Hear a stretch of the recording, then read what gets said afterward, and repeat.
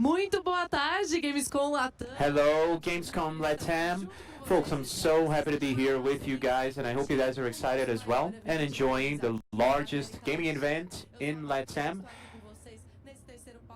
I'll be here in the third panel with you guys, and at this moment we're gonna have a very neat discussion. But beforehand, I have to remind you that I hope you guys are voting on our games, on our booths, and on our activations. All right. So I do hope that you guys are going to pay a visit to our booth. Go on the main Ave here and get to the voting session right next to the Banco do Brasil booth. And that's where you're going to pick your favorites. Not only that, but I'm going to wait for you guys on the same stage at 2 p.m. so you can see the finalists and the major winners of our big festival. Okay? So now, at this moment, we're getting to the next panel, which is super important, super interesting, and I'm really biased, really, because I loved Irmão do Jorel, and I imagine you guys as well.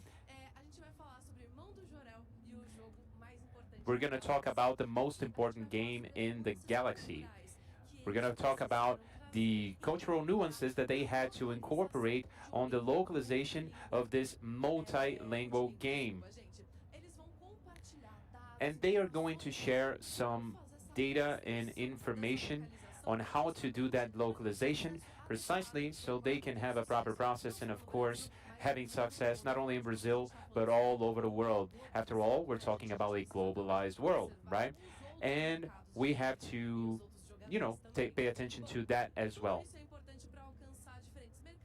All of that is important to reach to different markets and adapt cultural references to a global audience. So we have all of that culturalization aspect, and this is essential.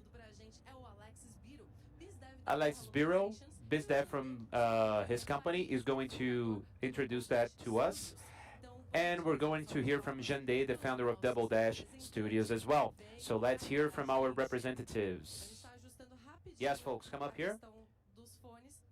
We're just making a small, minor adjustment on the headsets, but do come up here. Alex Biro, BizDev from Terra Localizations, and Jandê Farias, founder of Double Dash Studios. All right. Can you guys hear us? Yeah? Awesome. Hello there. Hi, everybody. Okay, so welcome. Thank you for being here. Let me figure out how this works.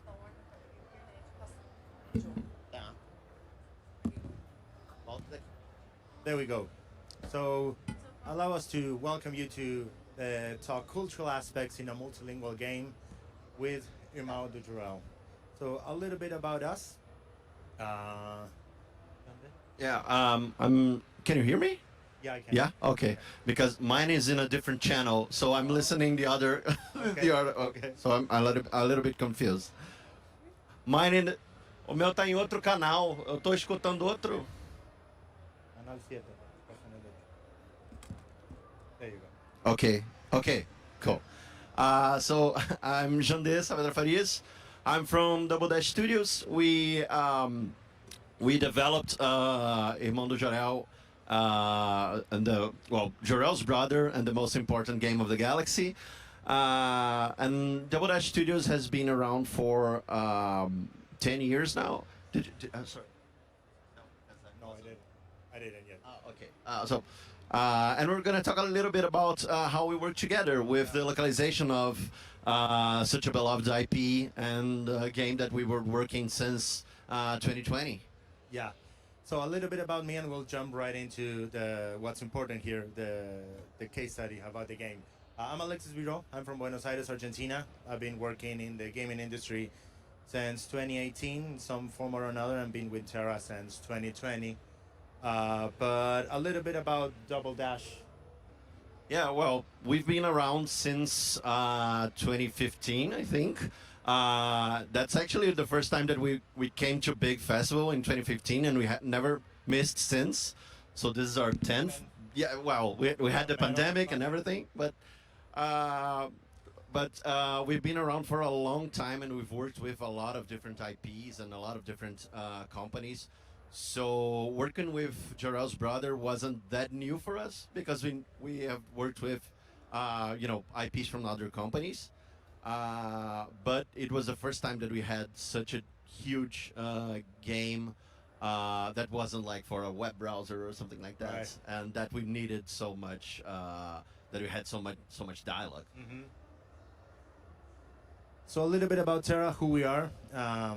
We cannot really usually disclose the games that we've worked on. So this lovely picture of a company gathering that we had a couple of years ago. Terra is a family-owned business. We have offices in Buenos Aires, in São Paulo, in Milwaukee, and in Madrid. We do localization, linguistic quality assurance, voiceover across all languages. We have 4 ISO certifications, great place to work certifications as well. So it's kind of, if I say it, but we're a great place, but we truly are. So the key for this talk, right, is for it to be a case study for everybody. We will be sharing key concepts of how a successful localization process has to be. We will be giving you guys examples of some decisions that were made across all of the languages and how the game, we adapted it so that it was culturally, emotionally, and close to the hearts of people that are not only Brazilian, but also from other markets, while also keeping it fun. And fun is the key, The key word concept, here, yeah. because we needed the game to be fun for everyone, not just fans or just Brazilian people who know the game, but it was Exactly. also know the cartoon and the IP and the characters, but also it was the first time that we would release it globally. So Yeah, we exactly. needed people to feel like the game is made for them regardless of language. So a little bit about Jorel's brother. Can you go back to the? Yes, Yeah. of course. Yeah. So for anyone who doesn't know, Jorel's brother is a very famous animation here in Brazil called Irmão do Jorel. The game. So right now, Irmão do Jorel is the most watched cartoon in Latin America. The most watched Cartoon Network IP from in Latin America. And for this game, we actually worked together with Copa Studio, the creators of the cartoon. So we worked closely with them, with the same script writers from the cartoon and the same animators, because we wanted the game to be very, very faithful to the cartoon. So playing the game, we wanted playing the game to be like playing an episode of the Like cartoon. an episode of the game. Yeah, but like a brand new Show. episode because it's a new story and everything, but with the familiar characters and places. And we had some high expectations from fans. We didn't want to disappoint them, so we needed to make it very special. But also, as I said before, it was the first time that we released it, released the Jorel's brother media in multiple countries, because they do have Jorel's brother in Latin America. Yeah. So in Spanish-speaking countries, you can watch Hermano de Jorel, Hermano de Jorel. but they never released it as Jorel's brother, like in English-speaking countries. So it was great to see that releasing the game in other languages, we could see that not just the game, but the IP had this broad appeal globally, and that's how that's why localization was so important. Yeah. So the key here when you establish a process is to set clear goals, right? How do you prepare to take the biggest game of the galaxy to markets where the game is known, but also where the game is not known at all, right? So the key here was to preserve the soul of the show, preserve its humor, its heart, the offbeat tone that the cartoon has, while also adjusting references, idioms, and jokes. And considering that it's a point and click adventure game, which is something that a decision that came very early in the process, we knew that we would have a lot of dialogue and a lot of text. Yeah. For comparison, it's as much dialogue as you have in a season of the show, Wow, just for the game. just for the game. So there was a pressure, right, to maintain consistency with prior content, right? Especially for the US. Yeah, and it's not like one size fits all. You can't just do everything the No. same for each language. No. So we needed like a fresh approach for every language. We needed to, we had some characters and places that had never been translated to English, that had never been translated to Spanish. That probably were created without that initial thought in mind either. Yes, yes. Yeah. So for all of that, we had to be extra careful of how they were gonna be localized. Also, No, you can. one of the things that is key for this game and for this IP and for this show is humor, jokes, wordplay. So we needed, as the company localizing the game, to have special care, special attention, but at the same time be original, so that the game could be embraced in other markets the same way that it's embraced here in Brazil. So here's where we needed to make cultural adaptations to both names, cultural puns, and jokes that are really no joke to localize. So let me put on my localization company hoodie for a second and walk you a little bit through some concepts that we're talking here. We're talking about localization, transcreation, and culturalization, okay? So localization is the process of adapting, right, and customizing a product to meet the needs of a specific market. Usually the localization process includes 3 steps. First, you translate it, you localize it, then you edit it, and then there's a third step that is the proofreading aspect. So under that umbrella, an ideal localization process also has a transcreation aspect, which is to combine translation and creation, adapting a message from one language to another, preserving the intent, the style, and the tone, and context, not just what's being said. That way you ensure that this message resonates and evokes the same emotion and impact as the original language. Also, another aspect is a culturalization, right? So you adapt the content to resonate with specific cultural context.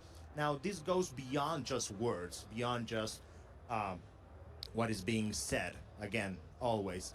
It involves considering target audience's beliefs, traditions, history, customs, right, and regional sensitivities to ensure that content is both culturally appropriate but also engaging. So here are just some examples that if you watch the show, as I probably imagine that you did, of some decisions that were made, right, in their localization process that really act as transcreation, right? So, Clebinho in Portuguese, how do you make that resonate with an English-speaking audience? Lil Cleb, you know what I mean? It has the same impact, the same tone, but you make it 2 words, right? So, Franguinho, we chose it to localize it into bro, do you even lift? Yeah, because it's just gym slang. Gym right? slang, yeah. This was a character that, well, if you're from Brazil, you probably know the meme of Kleber Bambam, which is like this crazy person just going insane in the gym. So, well, and that was very popular when we were making this game. So we put a lot of jokes about that, like a lot of reference for this character. But how do you do that when it's just like a regional meme, right? Exactly. So you guys put like a bunch of gym slang, like more global. Gym slang that can resonate with anybody in the English-speaking market. You know what I mean? Following the other examples on screen from the Jogos Olímpicos Portugueses of Olympics Games. Yeah. We tweaked it a little bit. We made it another wordplay, another transcreation of that Made joke. a pun. Yeah. You made a pun out of it, of course. So Vida Loca os Vida Longa, we just call it Living La Vida Loca. Everybody knows Living La Vida Loca, and everybody knows Ricky Martin as well, so they're gonna laugh about it, of course. So following up with some other examples, with culturalization, right? Some words, some expressions had to be totally changed in the Latin American version, in the Spanish from Latin America version. Like puré de batata no cachorro cuenchi, which hot dog with mashed potatoes. Yeah, which is Do you guys do that for real? they do it. We don't. You This is don't, the- because you're not from Sao Paulo, right? Yeah, this is a thing from São Paulo. Like, I mean, I love sausages with mashed potatoes, but I never thought about it and putting it in the bun. so in Rio and other sane parts of Brazil, we Okay. put the superior crunchy fries. I like that too. Yeah, I think that potatoes and meats in general go. but it's Anyway. good. I'm not gonna diss like mashed potatoes on hot dogs. Okay, so that is very, very hyper localized, right? We chose it to go with pineapple with pizza, right? Pizza con piña, which again, not everybody likes it, but it's equally probably polemic, Yes, right? I mean, it's great. I love it. Okay, I don't. But anyways, so for other jokes, for other types of cultural expressions, we really had to even change local structures so that they can resonate more. So transcreating the content, making it make sense in the target language, and that involved some creative rewrites, right? Yeah, like the bribery scene. We have a bribery scene in the game.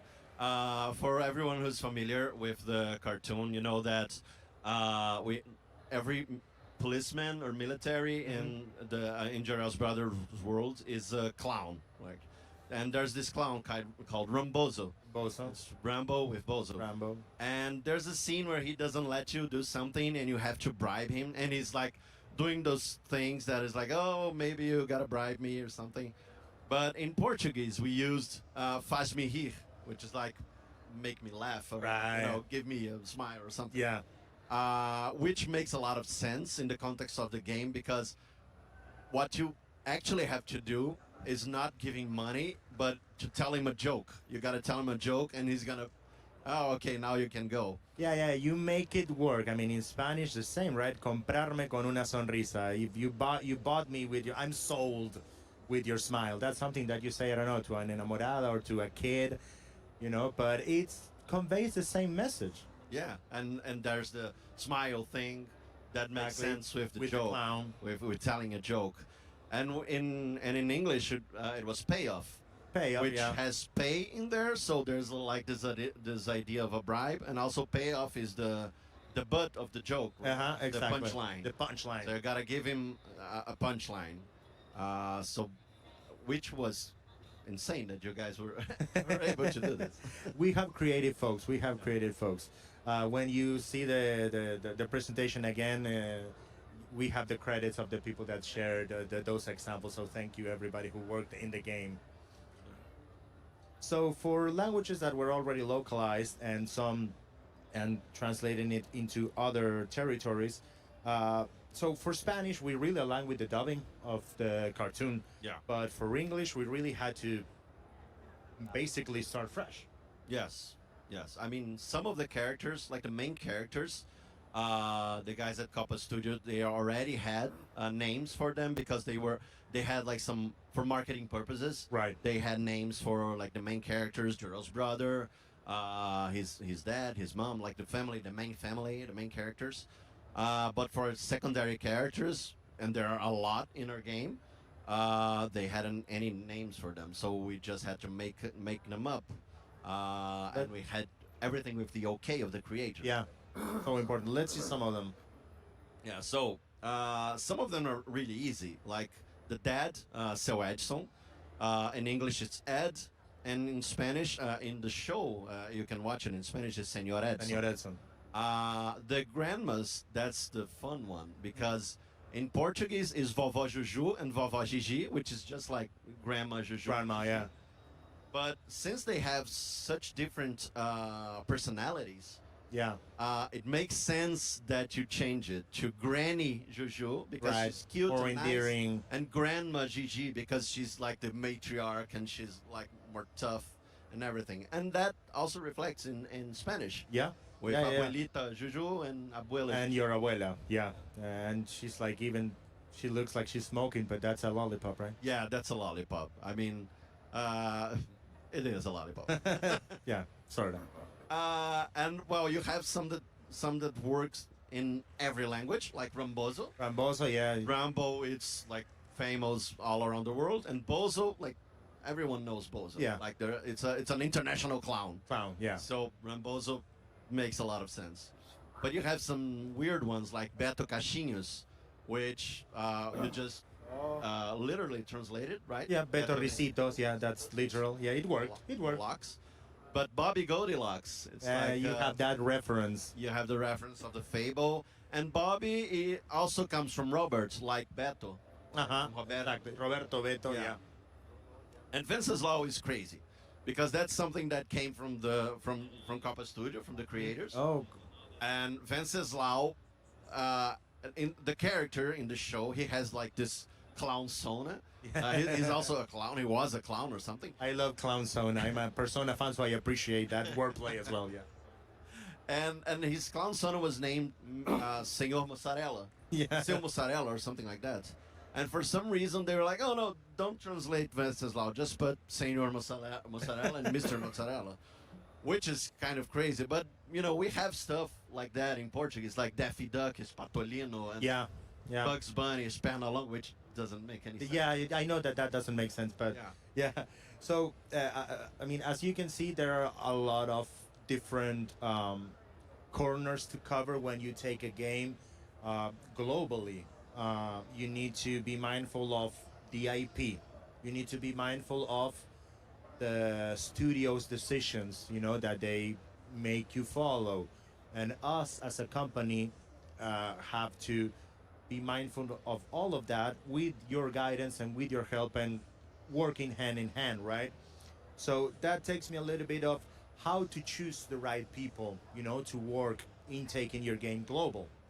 I imagine that if you're attending this talk here in person in Gamescom LATAM or watching it live, you're probably making a game or you publish video games or are interested in some way or form. How does this happen? Or you just like the game and you just want to know how we did it. But how to choose the right people, you know, how to choose the right translator. So I'm going to speak just a little bit about how we do it. We usually focus on people who has genre experience, that knows what they're doing. If they're working on marketing content, that they know marketing content. If they're working game, that have experience. Professional linguists always, native linguists, and also people that have been tested before, so that you know that you will not only get the cultural adaptation that you need, the translation accuracy, but also the technical knowledge to actually work properly in the tools that a translator or a localization company uses. So we had a team, Terra and Double Dash, that worked hand in hand from the go to create both query sheets that helped make questions. We created style guides alongside with you guys. You gave us visual references, cues, glossaries to use across languages, as you can see on screen. These are truly priceless to guide the process and keeping consistency, across all languages. Like something so key and relevant like Copa Studio needed, like Wenceslau's Clown Sona, you know? So this is not the most fun slide ever. So we just put Jorel's brother there. But you can see like we had like every character, every prop, every Exactly. scene in the game they had. We would put there, oh, we need this to be this, we need this to be that. Exactly. Depending on the language. And you also had like, as you said, visual cues. So you need, because sometimes you see one word, and if you only see the word, you don't know. You don't know exactly what you're that referring is. to, exactly. Yes. So you needed to know what you were referring to. Exactly. So it goes without saying, we're even doing a talk together. Working with you guys was great. I mean, you're my friend at this point, but also what made everything great about working with them, and that our translator were so happy, our project managers were so happy, is that they were very, very, very mindful and careful about the IP. That they even took it like next step to describe how the character was feeling and how the visual references was changing even mid-sentence with such a uh, active guy as Jorel's brother. So this provided guidance for to make creative decisions when you're translating a game. So you always knew like what he was, how he would be acting when he was talking something. So, for example, in this scene, he's looking at a toy store and he said, "Oh, they have the entire set of Microwave Warriors action figures." So he's just like this, and then he's very excited, and then he's like posing because he's talking about the heroes. And that's something that you had access to. So Exactly. you knew that he was doing this pose and this pose and this pose on those sentences. On the Excel file, in the Excel file, yes, So you knew how excited he had to be or how he should be expressing. totally. Yeah. So, this is really just what did we win from this positive global gaming experience? I really think that the game was truly recognized by the global audience. We succeeded in keeping cultural consistency, retaining the humor in a way that was truly the power front to make the game success, because it is what makes the cartoon fun, you know. And if you're making a game and you're thinking, okay, how do I make this game go global? I truly hope that these examples help you to see what's best for you to actually gain global success. Yeah, in the case of Jorel's brother, the United States is our second top seller. Wow. Which is crazy considering the IP doesn't even exist there. The cartoon is not in the US. It's not in the US. And I've heard of people like, "Oh, this is great. Now I know that it's a cartoon. Where can I watch it?" Yeah. And I'm just like, "You can't." You need to talk to Maybe- Copa. Yeah, yeah. Or Or to maybe Cartoon you can learn Network. Portuguese. Yeah. So yeah. And some takeaways that we took, like in development, is that we, for this game, since we knew that we had a bunch of text, we thought of localization from the beginning. So we had all those sheets and everything that we could just easily give to you, so you could do it. And that's something that we are replicating on our newest project, Shadows of Chroma Tower. That you can play it here in Yes, Gamescom LATAM. Panorama Brasil. Perfect. So, think global from the start.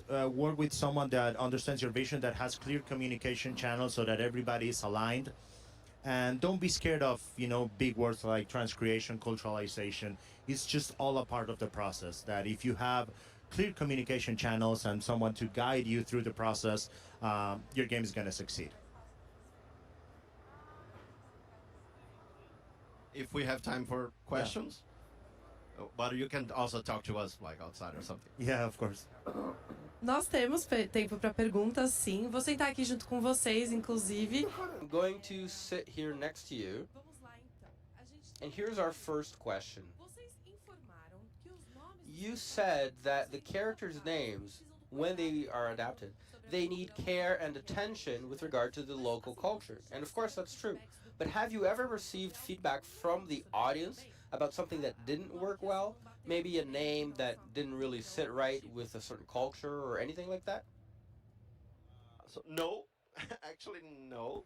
But I do have my own feedback about it, because sometimes we don't agree, like with the creators and everything. But when you're working with someone else's, toys and characters, you gotta respect it. But something that I tried to talk to them was about Steve Magal. Steve Magal, the action star in Jorel's Brothers world. He is a pun with Steven Seagal and Sidney Magal, which is a very regional joke. So I was cracking my head like, what should he be called? Like Jean-Claude Van something? That's Or like, awesome, though. but they were just like very, very strict about it. They were like, no, it's got to be Steve Magal. If we have to swallow Mickey Mouse, they have to swallow Steve Magal. So yeah, that's we didn't have any feedback, but we did have internal feedback from ourselves. That's amazing. Que incrível. E assim, o jogo foi adaptado para a cultura oriental? Como que seria? Was the game adapted to any Asian cultures? What was it like doing work into so different cultures? I think that's yours. Yeah, but you didn't localize the game to Asian languages. We didn't localize. We localized it to English, Spanish, and Portuguese, of course. Right. But how would you do that? I mean, taking some of the examples that were given, like across every slide that we had, I would think that a culturalization process would go pretty similar to the one that we had with you, in the sense of having close communication with the development studio, and to have our native linguists and our native translators, our native professionals, to provide us with similar references. Most likely and most probably have meetings with both the development studio and probably Copa in this case, to propose them different options as to what would make sense. You know, I'm not a creative person per se at this moment to just take an example off my head, but probably wordplay with if you're localizing it into mainland China, something that makes sense for them. If you're localizing it into traditional Japanese for Hong Kong, or for those, perhaps those references would have to be different. The same thing would happen with Japanese or even Korean. Korean is a great language, by the way, to localize the game into. But keeping it with a close communication with the developers, and if you have someone else on top, like the creators, for everybody to be on the same page, and then start the localization process. Perfeito.